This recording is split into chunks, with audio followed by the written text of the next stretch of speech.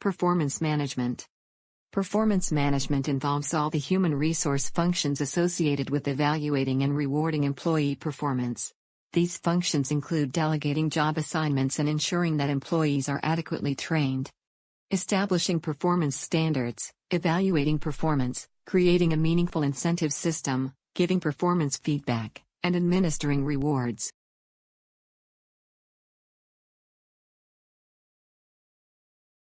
Performance management refers to the process of improving job performance through performance planning, performance evaluation, mentoring, and continuous feedback. Effective performance management involves three processes: goal setting, performance reviews, performance improvement plans.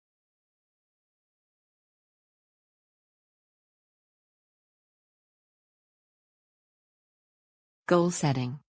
A goal should be a SMARTer goal. SMARTer means S for specific, M for measurable, A for achievable, R for realistic, T for timely, E for evaluated, R for revised.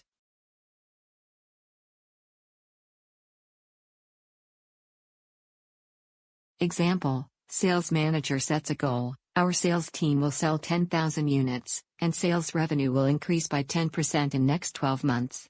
The goal set by sales manager: complete all aspects of a SMARTer goal. The goal is specific. It is measurable by units to be sold, and increase in sales revenue. It is achievable, and realistic. It is time-bound. Goal was set for 12 months. Goal can be evaluated and can be revised according to business needs.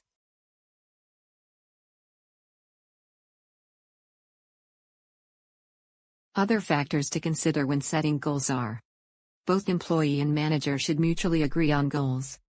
Goals should be documented. A goal should be aligned with an organizational business philosophy, vision, and mission.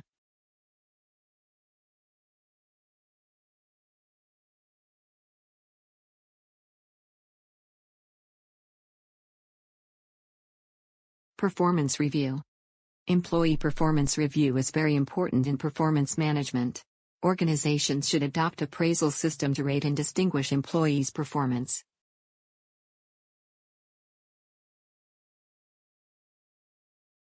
Some steps are recommended for effective performance review. The feedback process should be continuous and timely throughout the review period to keep employees informed about their performance.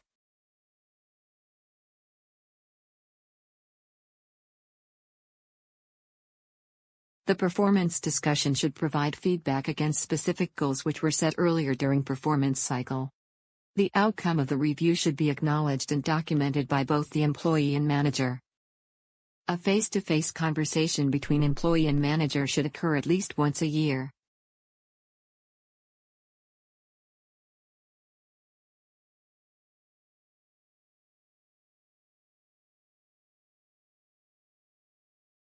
Performance improvement plan. Employees who have consistent performance problems need to have an individual performance improvement plan that documents their deficiencies and outlines what they need to do to improve.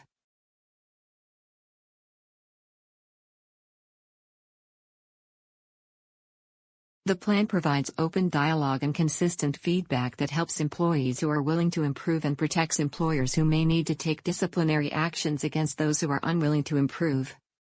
A well-written PIP contains a careful description of the expected performance, explanation of the discrepancy or gap, and a plan of action with accompanying dates of completion. The PIP should be signed by both employee and manager.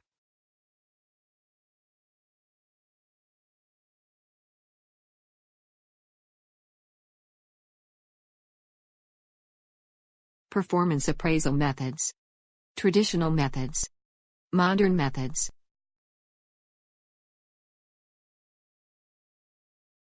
Traditional methods. Graphic rating scale. Ranking method. Paired comparison method.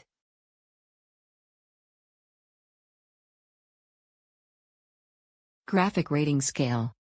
This is the most popular and frequently used procedure to evaluate performance. Graphic rating scale appears in numerous forms. The form contains number of factors to be rated. Employee characteristics and contributions include many factors. In this example, Quality of work, quantity of work, creativity, dependability, cooperation are work dimensions, which are rated excellent, good, fair, poor. Every dimension is rated according to the performance of the staff.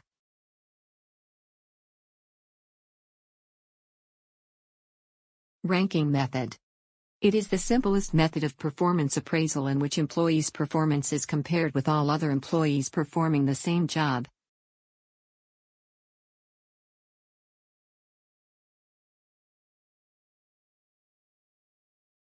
Paired comparison method. It compares each employee with every individual present in the same team and depending on their comparative performance to the employee who has performed the best. Appraisals are given. Every trait, factor is compared separately. It is considered reliable because it follows a systematic method of comparative evaluation. In this example, for the trait of quality of work, 4 staff are compared with each other. Amir comes out to be better than other 3 members, he has the most plus score.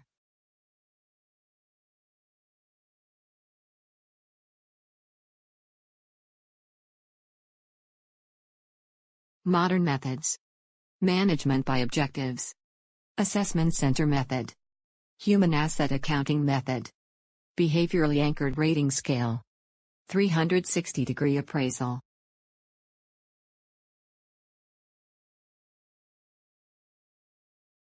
Management by objectives. It is a process in which the superior and subordinate managers of an organization jointly identify its common goals, define each individual's area of responsibility and goals in terms of results expected from them. And then employees' performance is evaluated against these responsibilities and goals.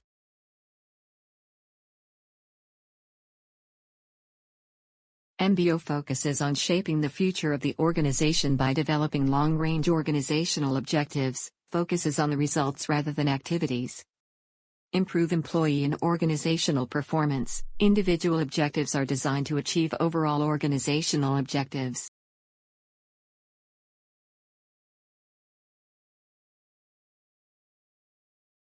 Assessment Center Method. The assessment center is the central location where the managers come and perform the job exercises.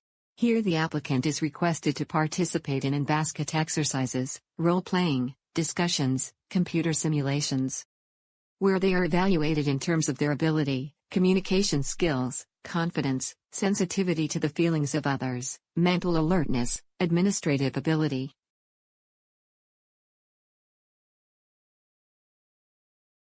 This entire exercise is done under the trainer who observes the employee behavior and then discusses it with the evaluator, who finally evaluates the employee's performance.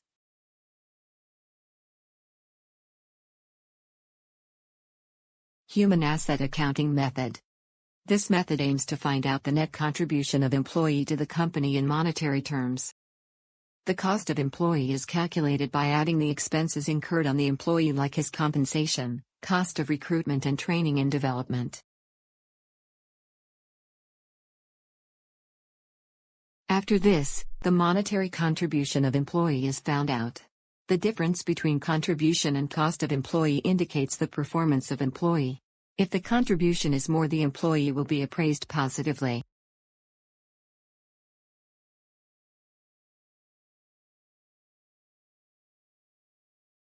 Behaviorally anchored rating scale. This method is like graphic rating scale except that the scales are described more accurately by specific behaviors. This method gives emphasis on the job-related behaviors of employee. The general behavior not related to job is not considered. This method breaks down the job into different behaviors on behaviorally anchored rating scale.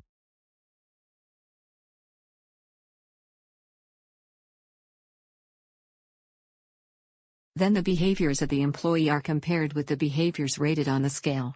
For example, in a company the positive behaviors of a customer care executive job are to receive the call within 5 seconds, greet the customer in a polite way. So, the employees who are showing these behaviors will be anchored to excellent numerical ratings on the scale and who are not will be anchored to poor numerical ratings on the scale.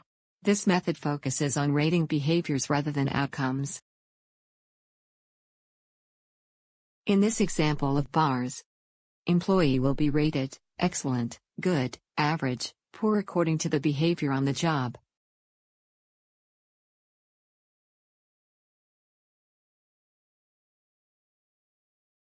360-degree appraisal. This method makes the appraisal more transparent and participative. The performance of employee is appraised by different people with whom she interacts on the job. The specialty of this method is that apart from other parties, the employee also appraises her performance.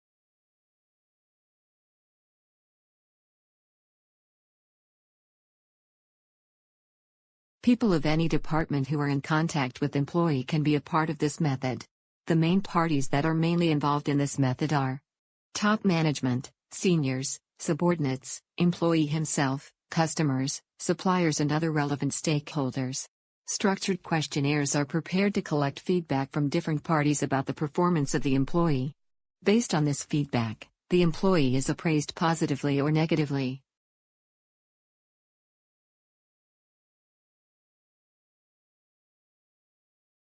Why to appraise employees? Without performance appraisal, performance of the employee cannot be evaluated. It helps in identification of strengths and weaknesses of the employees.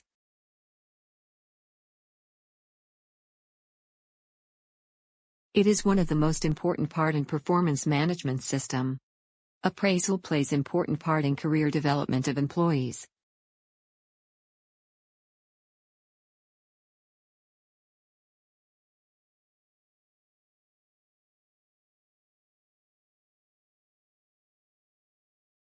Important steps in performance appraisal are: establishing performance standards, communicating performance standards to employees, measuring actual performance, comparing actual performance with standards, discussing appraisal with the employee, taking steps to improve performance deficiencies.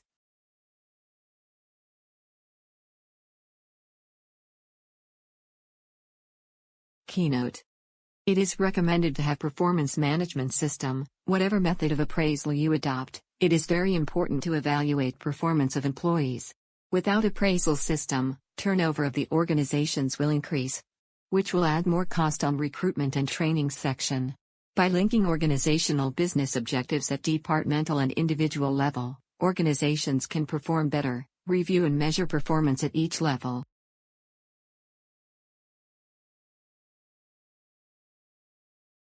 How to conduct effective appraisal interview. Set time and duration of the interview. Open the conversation with social chit-chat. Discuss the performance issue with facts and figures.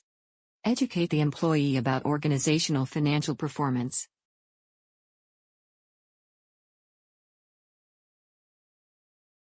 Don't comment personal remarks. Expect defensive behavior. Recommend learning plans which company can offer. Always show professional behavior. Arrange documents and forms in order.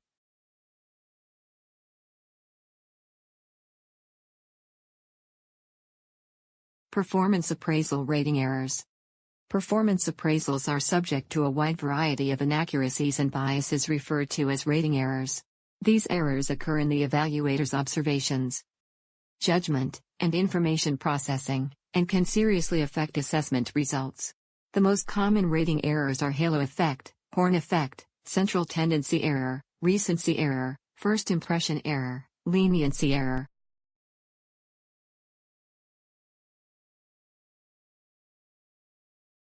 Halo effect.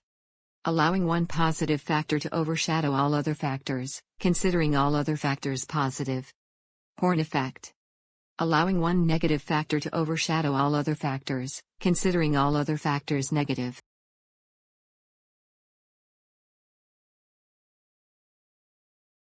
Central tendency error. Central tendency error is the evaluator's tendency to avoid making extreme judgments of employee performance, resulting in rating all employees in the middle part of a scale.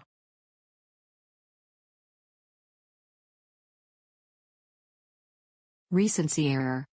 Recency error is the evaluator's tendency to allow recent incidents, either effective or ineffective, of employee behavior, to carry too much weight in evaluation of performance, over an entire rating period.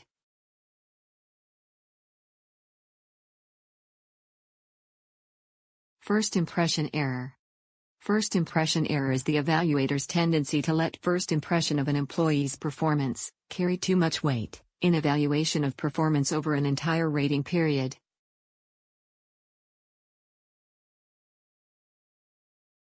Leniency error. Leniency error is an evaluator's bias that occurs because evaluator rates an individual too positively.